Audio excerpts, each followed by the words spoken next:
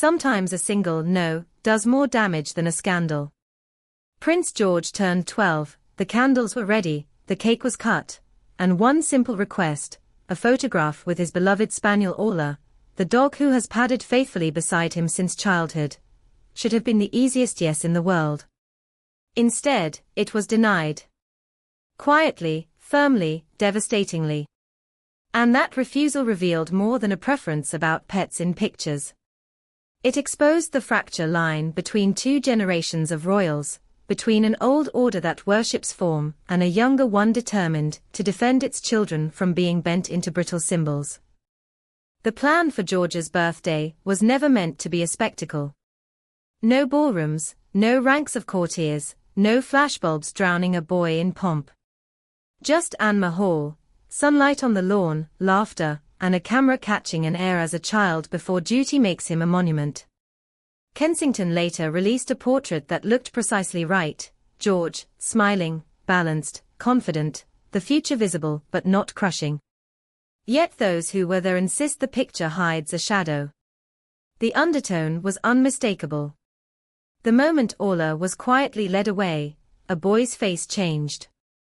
The Crown's obsession with optics had brushed aside a child's simplest joy, and in doing so, it had reignited the war William and Catherine have been quietly fighting for years. Who decides the childhood of their children? There was no decree, no memo. Just a nod. We'll go on without the dog. Some heard it as suggestion, others knew it was command. Either way, George's companion was removed from the frame. The candle still glowed, the smile still shone, but those close enough to see a child's disappointment, the tightened jaw, the effort to hide hurt for the camera, knew the damage. Catherine saw it instantly. She stepped forward, calm but insistent, and asked again. The request held. The photograph went ahead.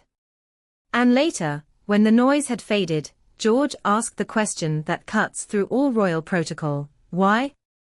The answer lies not in a dog, but in a war over philosophy. On one side stand Charles and Camilla, guardians of continuity, believers in the steel of tradition. They insist that boarding schools harden princes into monarchs, that order and distance are the crucibles of endurance. On the other side are William and Catherine, heirs to Diana's lesson that monarchy without humanity is rot. They have built their family on presents, morning school runs, family suppers, messy laughter. To them, proximity is not indulgence, it is protection. They chose Lamrook as compromise, structured but close, rigorous but not cruel. Now, as George approaches the age when royal heirs are traditionally flung into boarding regimens, pressure builds. Pressure wrapped in gentle tones, but as sharp as steel. The dog became a symbol of the fight. William remembers too much. His father's stories of coldets in kilts were grim enough. But William himself lived the lonely corridors, the distance that bruised without visible mark, the editing of a child into a symbol. He remembers, most of all, how his mother clung to normal, the cinema trips, the drive-through meals, the hours of freedom, as acts of defiance against a system that demanded performance before personhood. Catherine has absorbed that mission as strategy. She has given her children certainty, not just schedules, certainty that their parents are there. That their home is not a stage set, but a shield. To her, this is not sentiment. It is survival. In that light, the denial mattered. It told George that neatness outweighed his feelings. That control trumped kindness. That the image mattered more than the boy. To palace veterans, the decision carried a different, but equally dangerous echo. Photographs are not decoration in royal houses. They are doctrine. Who appears, who disappears, who is placed in the center, these choices write a constitution of images, a silent manifesto. And if a child learns early that his requests can be erased for the sake of optics, what will he believe about his place in the family's story? Those close to the household insist that George later found sharper words than his age suggests. He reportedly remarked that he has only one grandmother, and her name is Diana. Whether or not those were his exact words, the sentiment is plausible. William and Catherine have always kept Diana alive in their children's world, neither airbrushing nor mythologizing her. The children know. They understand enough of why rooms grow colder when her name is spoken, why photographs change like weather, why kindness in public sometimes feels different in private. They read atmospheres better than courtiers, because children always do. Left alone, the moment would have been a bruise that healed. But the larger debate makes it unhealable, the boarding school question. For Charles and Camilla, tradition is a map that saves you from chaos. For William and Catherine, it is a map drawn for roads that no longer exist. Both sides claim sincerity. The king insists only discipline builds survival. The queen insists schedules and order are kindness disguised as steel. The Waleses counter that wholeness must come before hardness. A cracked child cannot be repaired by prestige. So the discussions, palace code for wars that must be fought with teacups in hand, began again. Options were tabled: Eton, Marlborough, the great names whose alumni call in favors when storms come. Alternatives followed: weekly boarding, delayed entry, incremental steps. The talks are civil until they are not. They are abstract until a boy's birthday becomes the battlefield. And when a dog was denied, abstraction ended. A child's tears exposed the truth: this was not about policy. It was about trust. Camilla's defenders will say she is indispensable. They will remind us of her work, causes supported, charities steadied, a king anchored by her presence.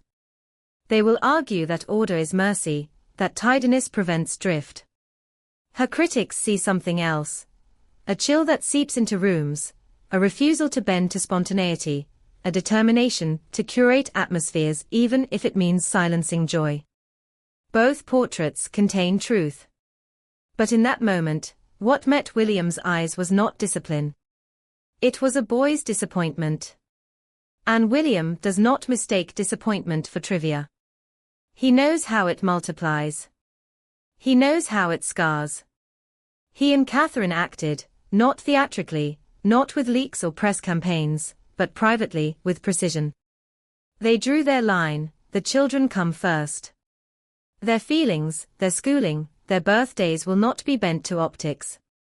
Not now, not ever. It was not a threat. It was a declaration. A charter written not on parchment, but in parental steel. Since then, the palace has done what palaces do when conflict brews: drown the airwaves. Charles smiling at a trust. Camilla with shelter dogs. Other royals attending cheerful functions. It is choreography designed to calm. But even the slickest images cannot drown what people already sense: you cannot airbrush away a child's hurt. You can only prevent repeating it. And so the boarding school question hangs unresolved. Weekly boarding first. A delay justified by special circumstances. A different path for Charlotte, because her spirit differs from her brother's. The answers will reveal themselves in uniforms, not press releases. Choices will be observed, not announced. But the truth behind them has already been set: William will not allow his children to be sacrificed to tradition's hunger for polish. Catherine will not allow birthdays to teach lessons in erasure. The Waleses have rewritten the rules: small people come before big optics. What George will remember of 12 is not the cake's flavor, or the gift's wrappings. He will remember that someone told him no when all should have been yes. And he will remember that his parents told the system no in return. That, in the end, his dog sat by his side in the photograph. That he mattered more than the frame. This is the monarchy's real test. Not survival through wars or scandals. It has done that for centuries. Its test is whether it can distinguish between stability and control. Stability bends, flexes, protects. Control snaps, breaks, crushes. William and Catherine know the difference. They are teaching their children the difference. And, whether it likes it or not, they are teaching the crown. So look again at that birthday photograph. To the public it is a charming image of a boy on the brink of adolescence. To insiders it is something else, a quiet battle won. The spaniel by his side is more than a pet. She is proof that sometimes the smallest victories, a dog in a picture, a smile restored, are how the future of the monarchy is defended. Because in the end, the click of the shutter captured more than a moment. It captured a choice. The child came first. And that choice will echo longer than any caption.